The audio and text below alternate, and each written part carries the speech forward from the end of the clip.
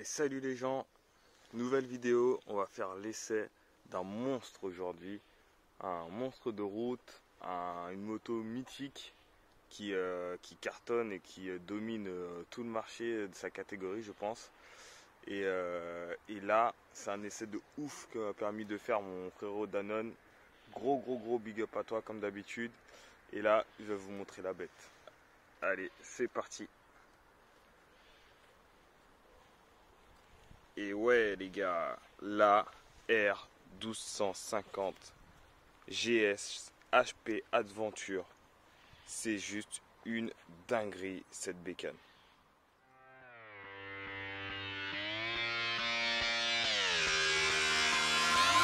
I'm just fucking lit, man, I'm just fucking lit. Drink a bottle of this shit, man, bottle of this shit. I'm about to write a hit, man, yeah, she needs that shit. Better get her out real quick, man, get her out real quick. Are you the present or the future? Are you a drinker or a boozer? Are you a giver or a user? Are you a winner?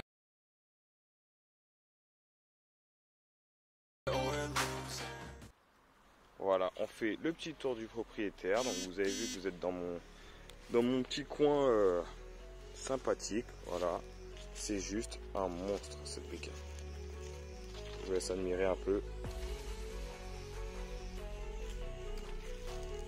Po Akrapovic.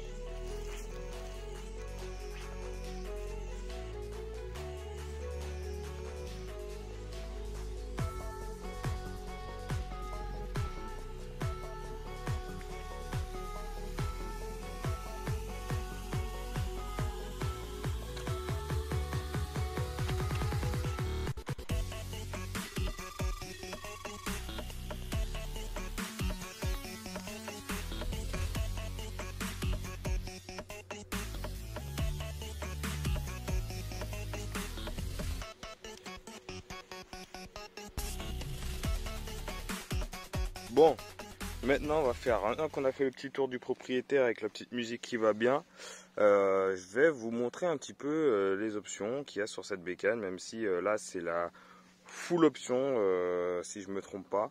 Il manque juste les petites valises, mais c'est plus facile de rouler sans valise pour tous les jours. Le petit top case qui va bien. Franchement cette bécane elle est ouf. C'est ouf parce que c'est quand même une moto qui fait presque 250 kg si je me trompe pas. Et plus ton poids, tu te dis mais quand tu vas t'arrêter, si tu t'arrêtes pas bien comme il faut, tu vas finir par terre.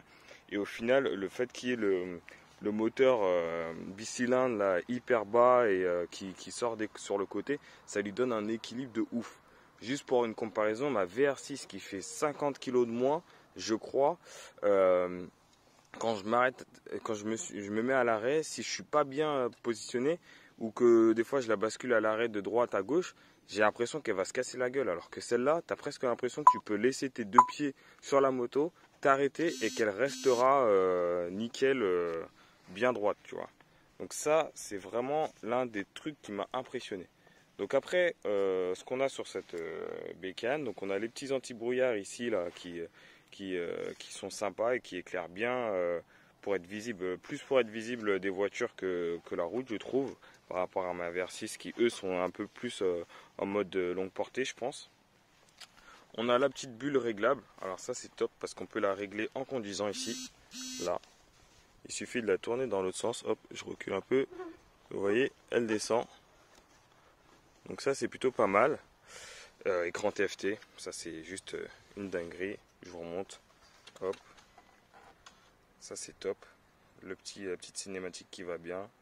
Le compteur. Donc le commodo de gauche, je le trouve pas mal. Contrairement à ce qu'on peut retrouver chez Honda avec les Africa Twin et ces choses-là, en fait je le trouve pas mal parce qu'au final il n'y a pas beaucoup de boutons. Donc là on a le régulateur de vitesse qu'on active, qu'on désactive et qu'on peut faire les réglages ici. Là, si je dis pas de bêtises, c'est l'activation des phares automatiques, le warning ici, les boutons de menu, le bouton pour désactiver l'ABS, le bouton pour régler les suspensions parce que c'est des suspensions électroniques réglables, donc ça c'est juste une tuerie. Les clignotants ici qui tombent super bien sous la main et le klaxon en dessous. Et là en fait cette petite molette, c'est la molette qui te permet de naviguer sur qui te permet de naviguer en fait sur ton menu. Et du coup tu peux faire bas, en haut, en bas, à droite et à gauche. Et ça c'est vraiment top parce que sur l'Africa Twin, je vous mettrai une petite photo à côté, on voit que il y a 10 fois plus de boutons et c'est peut-être à la longue c'est facile, mais au début c'est assez compliqué. Commodo de droite, bon là on est sur du classique, le starter, le mode de conduite, les poignées chauffantes, parce que oui il y a les poignées chauffantes sur cette bécane, c'est juste une tuerie. Ce qu'il faut savoir aussi c'est que c'est une clé main libre, donc je vais vous la montrer. On dirait une clé de voiture, ce truc, c'est super bien. Et du coup, pas besoin de la clé pour démarrer, il suffit de l'avoir avec soi. Et on a un bouton ici, donc une fois pour allumer la moto. Alors, pas la démarrer la moto, juste allumer le compteur. Une autre fois pour l'éteindre, et lorsqu'on braque et qu'on laisse son doigt dessus, on fait le blocage du Neyman. Ce qui est bien aussi, c'est qu'il n'y a pas besoin de clé pour le réservoir. Pareil, une fois qu'on a déverrouillé la moto, et qu'on a la clé à proximité, et on peut ouvrir la trappe à essence. Là ici c'est pas mal, on a un petit coffre pour mettre le badge du parking ou le télépéage, ça peut être pas mal. Alors attention à pas l'oublier parce que ça ne se verrouille pas. Donc si on sort de la moto et que quelqu'un connaît un peu le système, il peut vite récupérer ce que vous avez à l'intérieur. Après sinon c'est de l'origine hein. Sur cette bécane, une fois qu'on l'a pris full option, on n'a pas besoin de changer beaucoup de choses. La selle, vous voyez comment elle est magnifique, super épaisse, et c'est une selle normale. Donc ça c'est vraiment bien. Le petit pot, il n'est pas si petit que ça. Le gros pot Akrapovic qui donne une sonorité de dingue je trouve. Je me demandais même s'il y avait des chicanes carrément, tu vois. Donc c'est vraiment pas mal. Pour revenir au tableau de bord, je vais vous montrer un peu ce que j'ai vu. Alors attention, moi je suis pas un journaliste, j'ai pas pris le truc par cœur. J'ai juste regardé hier soir un peu comment ça fonctionnait. Donc on a en fait un menu qui te permet de faire des réglages sur ta moto, de connecter ton téléphone, tu vois, de gérer la musique et la navigation. Je sais pas si on peut mettre la carte, la map en fait sur le compteur. Après c'est pas ma moto et j'ai pas le temps de faire plein de trucs dessus. Le véhicule, ça c'est bien, on a des petites infos. Là vous voyez, ça c'est top. Vous voyez la température moteur, ce qui te reste en carburant, la batterie. Et surtout la pression des pneus, ça c'est juste excellent quoi. Tu as la pression des pneus dessus, tu as quoi encore, ordinateur de bord, donc comme une voiture, ordinateur du voyage, donc là ça c'est cool quand tu fais ton road trip, tu peux le remettre à zéro pour avoir vraiment toutes les infos. Et qu'est-ce qu'il y a encore, pression de gonflage des pneus, nickel. Et là le savoir pour ta maintenance. Donc ça, ce petit menu là il est sympa. Ensuite là tu reviens sur le compteur et quand tu fais la flèche du haut du menu, tu as les différentes infos en haut. Donc là si tu vas voir ce qui te reste en essence en barre, le nombre total de kilomètres, trip 1, trip 2, le temps que tu as passé sur la moto, la dernière pause je crois, ta vitesse moyenne si je dis pas de conneries, ta pression des pneus toujours, et voilà, on est revenu sur les trucs. Donc c'est assez simple hein. Et côté droit en fait le mode, tu as les différents modes ici, donc mode road, mode dynamique. Donc dynamique, de ce que mon pote m'a dit, c'est bien, c'est puissant, ça te retire, ça te donne toute la puissance de la moto en gros. Mode enduro, là c'est fait pour la partie off-road. Tu as le mode rain pour la pluie où là tu as toutes les assistances à fond. Et le mode road, du coup c'est le mode où je conduis, c'est le mode normal. Voilà, donc ça c'est un 1250 GS. Voilà, c'est juste une dinguerie cette bécane. On va faire la petite suite directe en moto. Donc je vais vous faire un petit peu sur route et vous donner mes impressions sur cette bécane. Et là pour le coup, passer d'un Versys 650 à un 1250 GS pour une journée, je peux vous dire que je l'ai ramené hier soir, je vais avoir du mal à revenir sur ma Versys. Allez, à tout de suite. Bon allez, c'est parti, on va prendre la route, hop. Je vous fais écouter à l'arrêt déjà le bruit de ce bicylindre de chez BM. Écoutez-moi ça.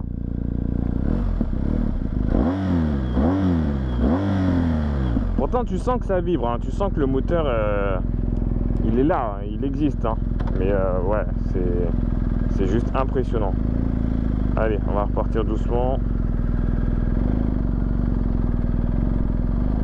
L'angle de braquage il est juste dingue. Regardez comment le guidon, je peux le tourner, c'est impressionnant. Et donc en fait c'est une suspension automatique, donc en fonction de ton poids et du nombre de passagers, en fait elle se règle automatiquement et t'es tranquille. Tu vois, c'est ouf. Là je suis à l'arrêt, j'ai un pied ici là, tu vois, par terre, l'autre pied il est par terre, alors que pourtant c'est quand même une bécane qui est haute. Je fais 1m80, je crois qu'elle fait 85 cm de haut à hauteur de selle, et c'est vraiment pas mal. Donc après elle fait quand même 1 cm de 1 cm, je suis ouf moi. Elle fait quand même 1 mètre de large. Donc c'est une bécane que moi en interfile, je pense que c'est une question d'habitude, mais j'ai un peu de mal. Hop, voilà. On va se mettre bien. Donc là tu vois elle a un équilibre, tu vois, voilà. Ça c'est juste impressionnant. La moto elle est droite, elle bouge pas. C'est ouf, tu vois, si je mets en plus maintenant que tu as un régulateur de vitesse, tu vois, je mets régulateur de vitesse et là la moto elle gère. C'est juste impressionnant, c'est un truc de ouf. Moi au début je me dis ouais, un régulateur de vitesse sur une moto ça sert à rien, mais en fait c'est top. Alors attention, faut pas laisser les mains en dehors du guidon à une certaine vitesse, parce que du coup tu peux guidonner. Donc le but c'est de pouvoir poser ses mains et pas avoir tout le temps le guidon cassé par rapport à je sais pas moi, quand tu vas faire je sais pas combien de kilomètres de route, et là dès que tu tiens l'embrayage ou que tu freines, et ben ça se désactive. Et là tu vois c'est une bécane, elle demande qu'à rouler, hein. Regarde.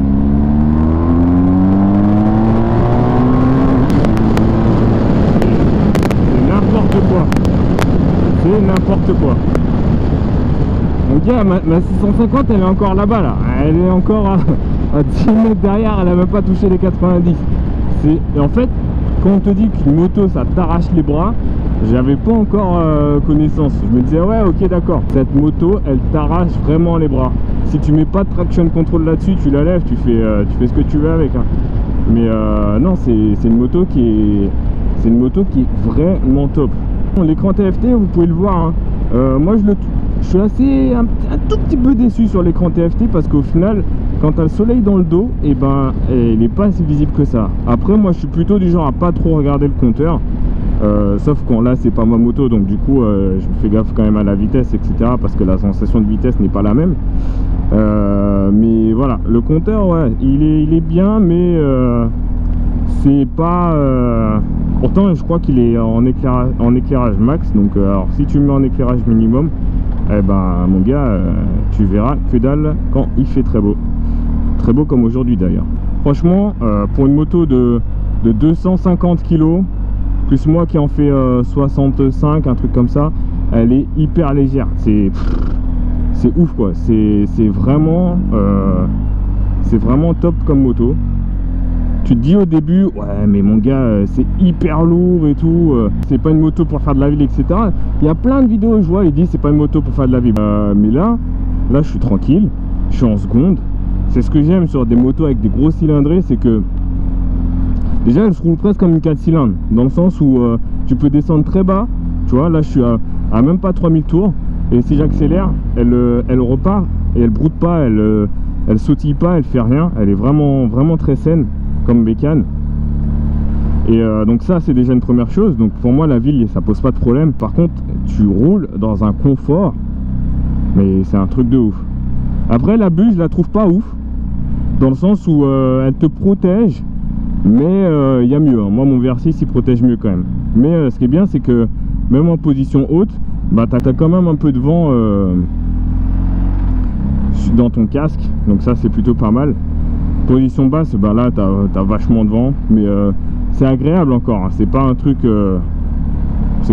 ouf comme un roadster où là t'as tout dans la gueule. Ça reste agréable.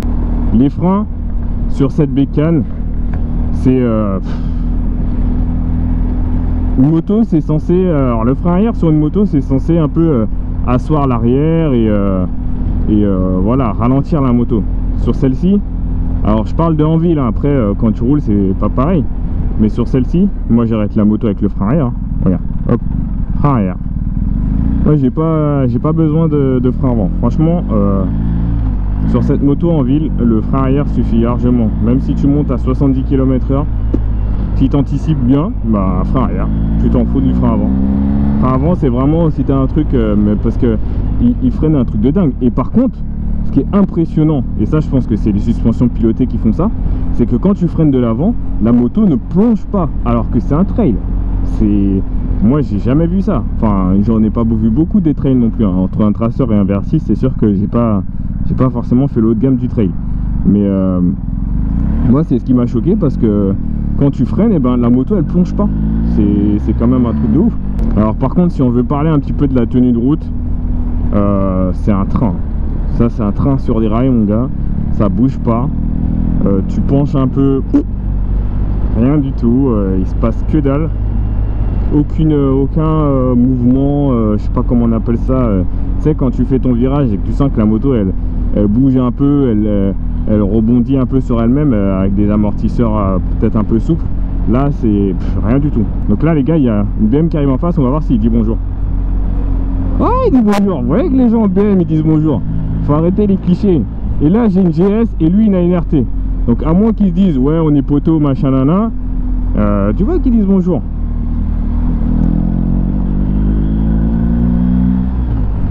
Donc comme je vous disais, en fait sur cette bécane il y a des poignées chauffantes, il y a les modes de conduite. Les modes de conduite tu peux même les changer quand tu roules, et ça c'est top. La suspension tu peux la régler en roulant, la bulle tu peux la régler en roulant même si c'est pas conseillé. T'as un port enfin j'allais dire mini USB, non en fait c'est mini allume-cigare, donc c'est un port spécifique, mais c'est pas mal. Là mon pote il a mis un support avec deux ports USB derrière, donc ça c'est juste top. Ce que je vous ai pas parlé aussi sur cette moto, c'est le shifter. Donc elle a un shifter up and down. Je l'ai essayé hier sur autoroute, sur départementale. Ouais, ça a utilisé quand tu veux vraiment rouler vite, parce que sinon, moi je pense que j'ai tellement l'habitude du levier d'embrayage que du coup, je passe mes vitesses sans le shifter en fait. Je les passe. Et tu vois là, je suis en 3ème. Là, hop, je suis passé en 4ème sans toucher, tu vois. 5ème sans toucher. Mais je trouve par contre, alors le up je le trouve vraiment efficace. Par contre le down, et ben là tu vois j'ai fait 4-3 en down, ça a été. Mais je sais pas, des fois en fonction de la vitesse à laquelle tu es, et ben c'est pas pareil en fait. Je trouve qu'elle donne des fois des à-coups. Donc le down en fait, j'ai plus l'habitude d'utiliser mon embrayage parce que je gère en fait le frein moteur, plutôt que là en fait hop t'as un frein moteur direct, et du coup ça des fois ça t'envoie un peu vers l'avant. Et donc je trouvais ça un peu moyen. Regardez ça.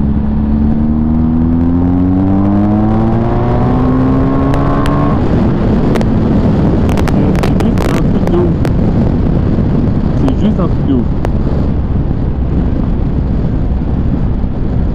Et tu sens en plus qu'il y a de traction control, parce que même en 3ème, quand j'accélère, tu sens quand même que le guidon il est en train de te dire hey, mon gars, je suis en train de tenir la route, j'essaie de faire en sorte que le pneu avant il reste en bas, mais tu sens qu'il a envie de la lever mon gars, la moto. C'est juste impressionnant, ça j'adore. Moi mon objectif qui a toujours été l'Africa Twin, là celle-là j'avoue elle me fait un peu hésiter, mais après il y a un truc qui me rappelle à l'ordre, c'est l'argent les gars. Et faut savoir qu'un 1250 JS, si t'as pas entre 25 et 30 000 balles presque, t'as pas de GS en fait, t'as pas la 1250 Adventure. Et à voir. Regarde, même en 5ème. Elle demande que ça la moto. Un petit freinage de l'arrière. Voilà, on descend tranquillement. Elle demande que ça. Cette bécane ne demande qu'à rouler vite. Elle a un couple de malades. Après voilà, je vous cache pas, je suis comme un ouf, mais c'est la première vraiment grosse moto, enfin c'est la première moto de plus de 1000 cm3 que je teste. Donc c'est sûr que j'ai l'impression que c'est une dinguerie. Après je pense que si demain je teste une KTM 1290 Adventure, donc s'il y a un poteau qui en a une et qui veut bien me la faire essayer, ça sera avec plaisir. Je pense que ça arrache encore plus les bras parce que elle est quand même, elle pousse, mais elle est assez linéaire dans le truc, tu vois. Mais elle pousse quand même pas mal.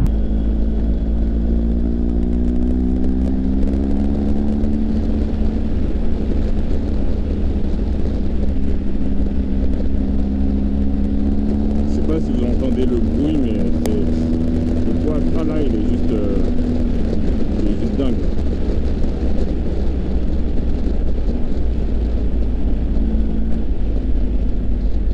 Alors voilà, pour terminer et résumer cette bécane, certes c'est une moto qui coûte un bras, mais c'est une moto qui coûte un bras, mais pas pour rien, j'ai envie de dire. Tu vois ce que...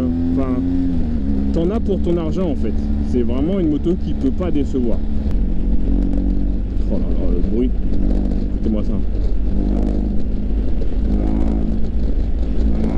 Et je suis en 6ème. Hein. Je suis en 6ème à 95 km/h. Elle est à 3000 tours. C'est pour te dire tout ce qu'elle peut envoyer en fait. Je sais pas c'est quoi sa vitesse max à cette moto, mais j'aimerais même pas l'attendre. Ça me ferait trop flipper. Moi je suis pas un mec qui est fou en moto, qui aime la vitesse à tout prix, tu vois. Mais waouh, cette moto c'est une dinguerie. Bon les gens, j'espère que vous avez kiffé cette petite vidéo d'un espèce de youtubeur amateur comme je me considère. Et ouais. C'est dingue. Et je vous dis à la prochaine pour un prochain test. Je sais pas encore ça va être quel modèle et je sais pas dans quel sens les vidéos vont sortir. Mais voilà, prochain essai. J'espère que vous aurez kiffé. Mettez-moi des pouces bleus, abonnez-vous à ma chaîne, faites ce que vous voulez, Instagram, Facebook, je suis là. Et voilà, j'espère que vous avez kiffé. Allez, salut les gens!